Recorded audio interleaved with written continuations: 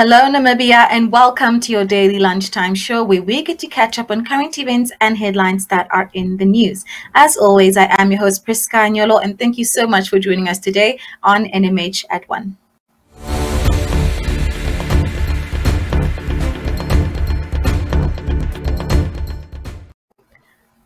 So let's first take a look at the incoming news this morning regarding Parliament. The Namibian Parliament is today.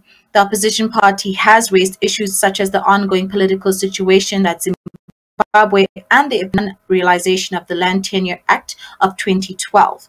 It further wants to debate the responsibilities of accounting officers in all government ministries, offices, and agencies, and regional and local authorities, since there are so many of these organizations whose audits are qualified by the Auditor General every year.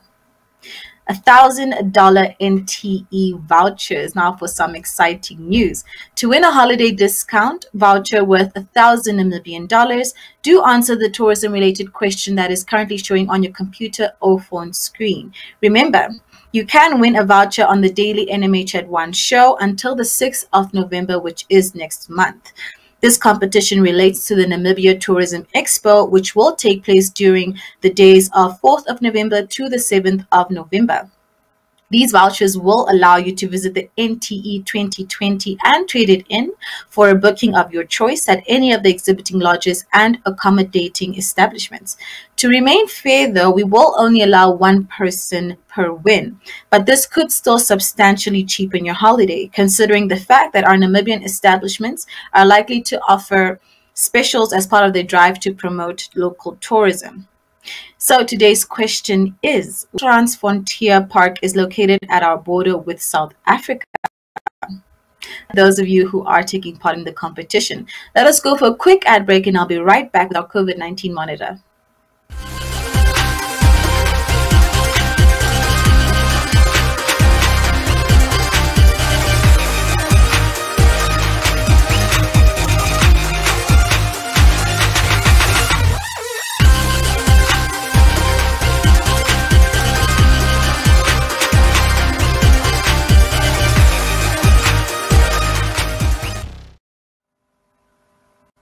Back to our COVID-19 update, and our topic for today is quarantine data. Your monitor shows the number of individuals in quarantine in each region as at the Saturday of the past weekend. Another 157 people were discharged, while 104 entered quarantine, current figure to 1,059, the lowest since the 25th of July. Regional numbers were still outstanding at this point. Up to Saturday, more than 12,000 people had been quarantined and just over 11,000 released again. At the peak, 1,766 individuals were kept under quarantine. Over the 6 days from last Monday to Saturday, 22 people entered quarantine, while a total of 1,120 had been discharged. Omusati had the lowest number, with only 5 persons in quarantine. Commerce region, which for a long time had the largest numbers, were in position 4 on Saturday with 147 quarantine cases. Larger groups were still under supervision in Karas region with 198 persons with no changes, 193 in Erongo and 186 in Oshikoto. With 111 cases, the Omaheke region kept the 5th largest group in quarantine. The biggest movements of the previous week were as follows: 270 entries and 488 exits in Erongo. 168 people were discharged in Windhoek, and Oshikoto recorded 160 entries and 384 exits. And now we bring you a few video news clips from around the country. Heading into our first video, Kenya Kambowe reports from Rundu, where he witnessed the aftermath when the town council tried to force street vendors off of the street. You will be able to follow the ensuing arguments as well as a subsequent conference by the regional governor East, who is Bonifacius Wamo, who explained yesterday afternoon that the intent was to relocate the traders. Do take a look.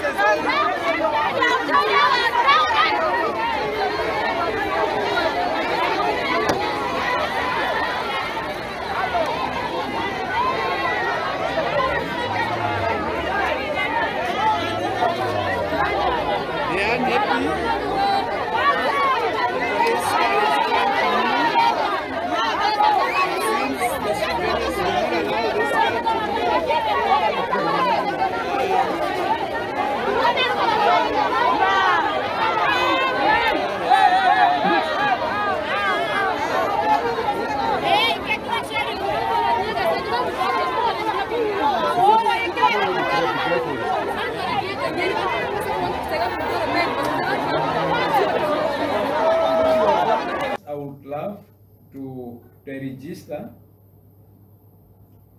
issues pertaining street vendors in Rundu. Last week, 16 September 2020, we convened a meeting at the regional governor's office.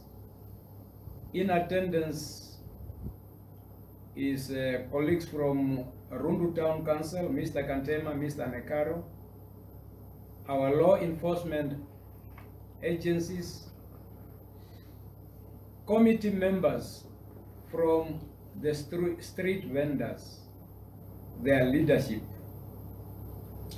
So we discussed about the issue and we agreed as follows. Number one is for the street vendors committee to go back to their members and convey the message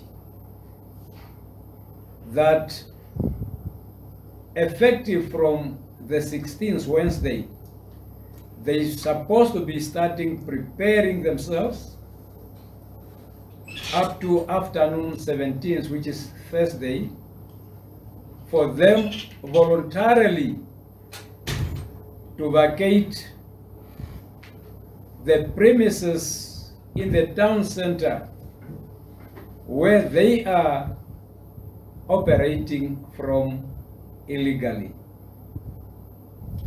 As we all are aware,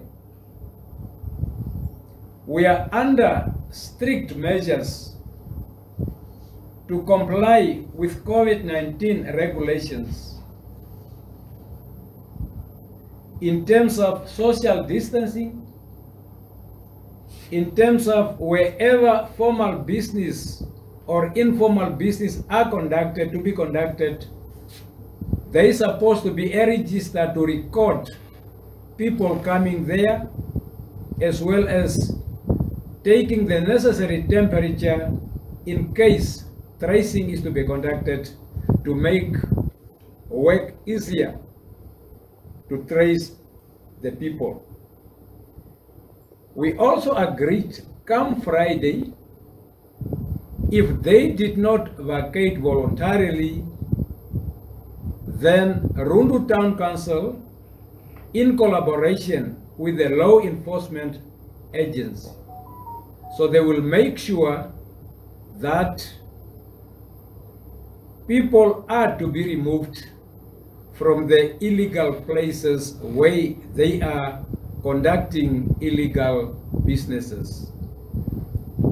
Number three, we also agreed for the committee to revert back to their members and inform their members, those ones who are not yet registered with the Rundu Town Council, to go and register and get the necessary certificate allowing them to operate as street vendors to the designated places.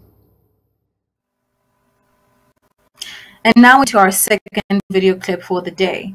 Ahone Tlhache recorded Police Commissioner Joseph Shikongo, Hamas region, who says that police does not discriminate against any ethnical group. Any allegations of white privilege are founded and devoid of the truth. Remains apolitical and impartial. Hence, we are dedicated to serve all our residents of Namibia, especially in Commerce region, regardless of their ethnic origin, social background, political affiliation, and beliefs. The Namibian Police Force in Commerce region is continuously educating and sensitizing the general public on COVID-19 regulations at the various business establishments, including informal traders and the shopping centers such as Ochomithe, ShopRite, Hita Center, Venil Park, Havana, Ombili, Nelson Mandela Open Market, to mention but a few. And now for our third clip and final clip. The kids of the Kidmansur Primary School have returned to school. We are talking of the learners in grades 4 to 7, and they are ready as ever for the new term.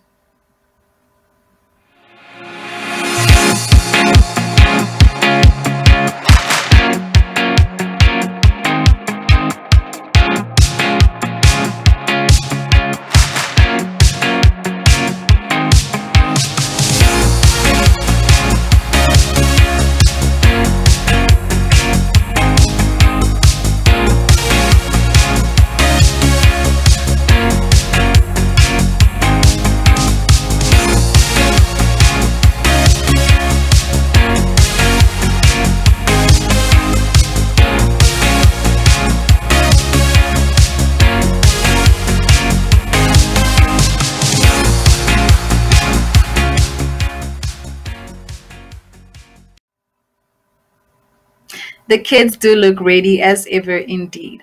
Let us go for a quick ad break and I'll be right back as we look at the front pages of today's news.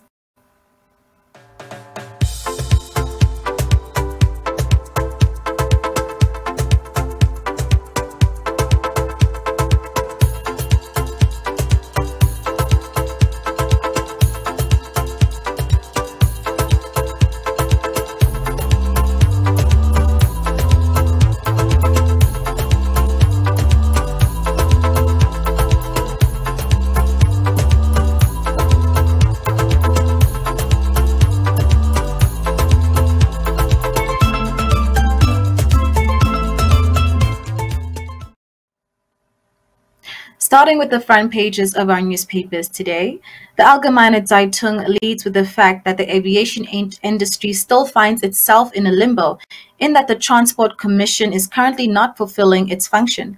The period of appointment of the current board members has run out as at the 31st of August 2020, and the Transport Minister, John Mutora, has not as yet appointed a new board, nor has been extended the old board's term. This has a serious impact on regional aviation operators who want to change their flight schedule and operations. This needs to be gauged against the fact that the industry already finds itself in financial straits as it is. Page 1 of the Republican leads with 8-year-old Lucia Sorosis, who suffered serious burns 3 months ago when she was tempted to play in an ash mound, one of a number in the area of Blikkiesdorp, which is an informal settlement of Grootfontein. She was under the impression that the ash was cooled off, residue of burnt-out fires, but it turned out that the heap was still smoldering below its surface, in the process seriously burning her right leg and other parts of her body. The community is now trying to join forces in order to financially assist the little girl who runs the danger of losing her right leg. The Namibian Sun on page 1 leads with the fact that Magistrate Vanessa Stanley has given the State Prosecution and the Anti-Corruption Commission 3 more months to finish the investigations in the fish rod court case. After that, the court has no choice but to release the so-called Fish Rod 7, for example, the previous Minister of Fisheries, Bernard Esau, as well as the previous Minister of Justice, Saki Shangala, 5 other business personalities. The Namibian's front page informs the reader that the liquidators of the SME Bank are now demanding previous employees of the bank to make arrangements so as to pay back loans that has been granted to these 6 former staff members. New Era on its front page leads with the real estate agent Aaron Spranger, who has been found guilty of theft. This is the final result of a long-going court case, which resulted from a dispute between an army general from the Republic of Congo, Francois Olenga, and Spranger, who had received money from Olenga for the purpose of investing the funds in real estate, which he failed to do so. Let's go for another quick ad break, and I'll be right back with the inside pages of today's daily newspapers.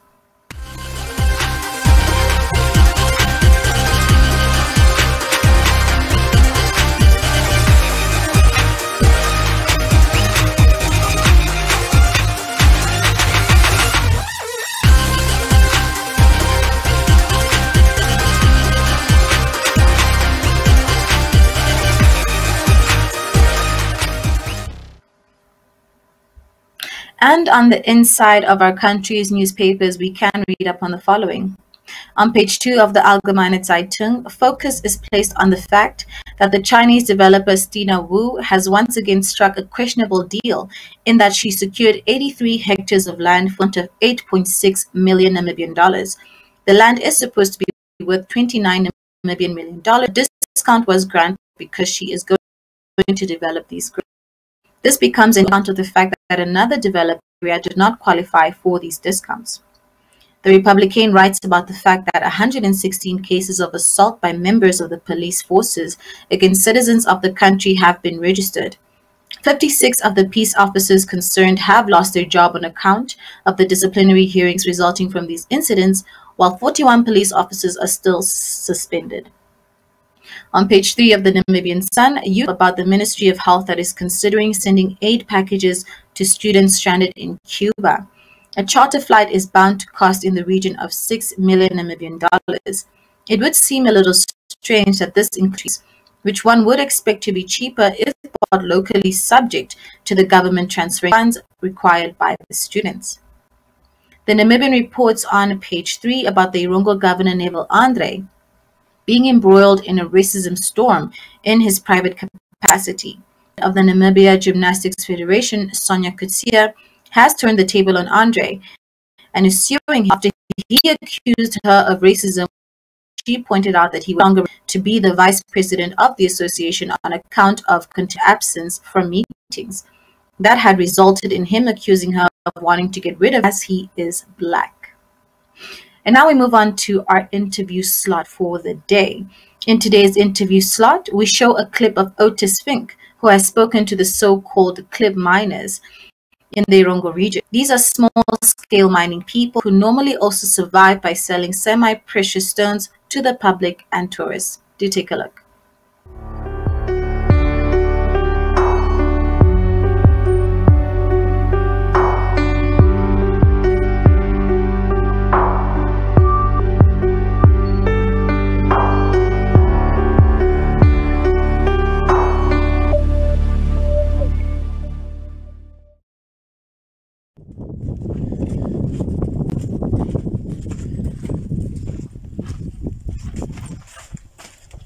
Moro. Moro. Hoe gaat het maar? Goed, dank je met u. Het gaat goed.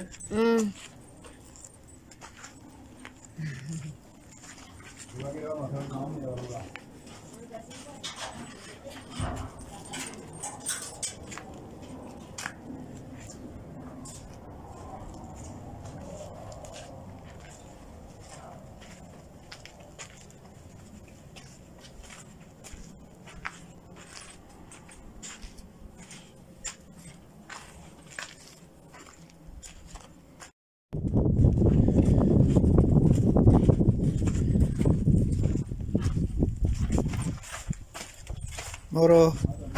Moro. Hoe gaat het maar? Goed, dank je met u. Het gaat goed.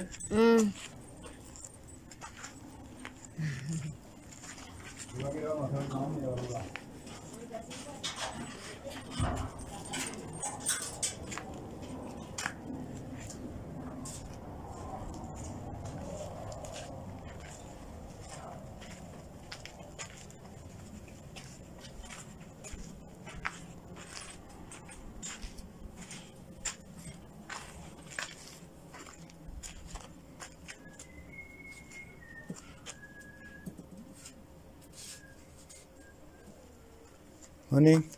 Morning. How are you, boss? I'm good, and you? All right. Yes, yeah. So, how's business? Business is very difficult. It's Corona, man. Corona is doing everything. How was business before Corona? It was fine. But Corona time is not good. Yeah? So, how do you survive these days? How can I say? It's very difficult for us, man. We are not getting any tourism. But we hear in the radio they will open for us. Now we're packing the stones so that we can check what will happen for us. Yeah.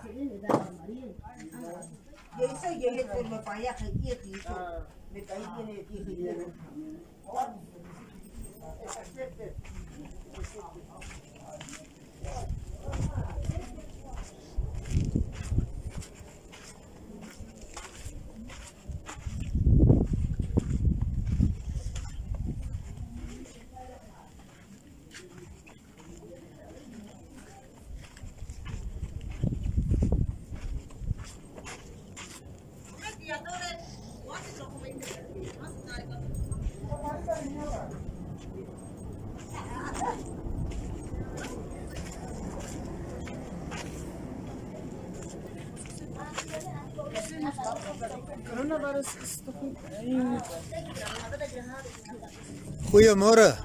Goedemorgen, Hoe gaan het? kan je klaar niet?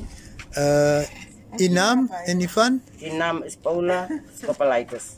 Vertel van mij, 5 maanden van lockdown. En wat doen je? Wat doen je? Ik Sorry. is eigenlijk een small miner. Daar zei 5 maanden van lockdown. Hoe survive jullie?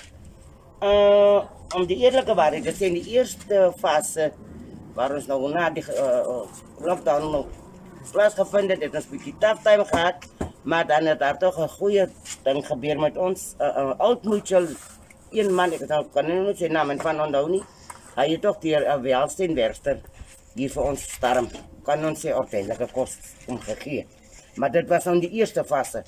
En daarna kreeg ons nou van die government af. Ja. Dat is droog mieliemeel 10 kilogram blikjes vis. 4, die laatste was nog 6. Nou, die lewe is tafel zo. Ons het geen toeristen nie. Ons krijg honger. Ons is honger. Die kost wat ons nou die dag gekry, Here, ek is baie hartseer. Om te dink, die mieliemeel het nog gekom, die 6 blikjes vis.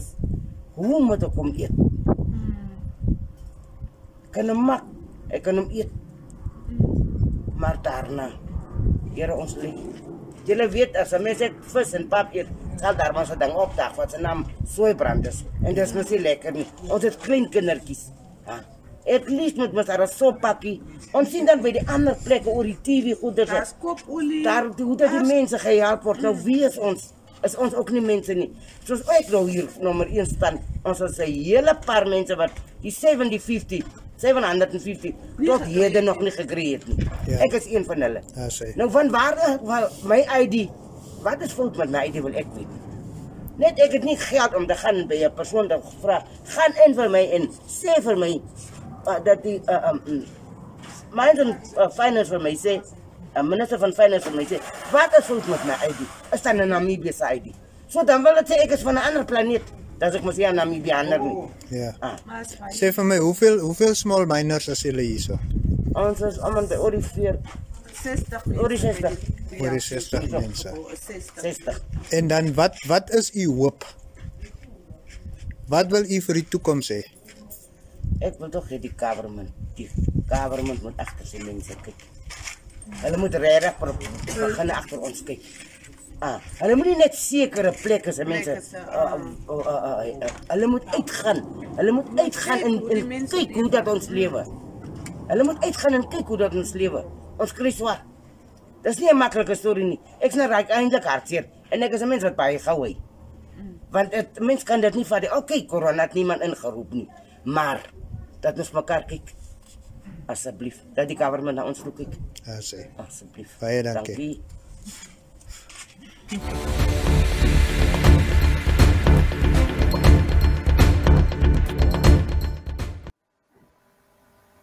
Our hearts do go out to the clip miners of the Irongo region. And on that sad and disappointing note, that does bring us to the end of today's show. We do thank you so much for watching and supporting NMH at 1. And we welcome back again, time and same place. And I'm forever grateful to be your host, Priska Nyolo. We do with a short clip of the weather, and we hope to see you again tomorrow, same time, same place. Goodbye.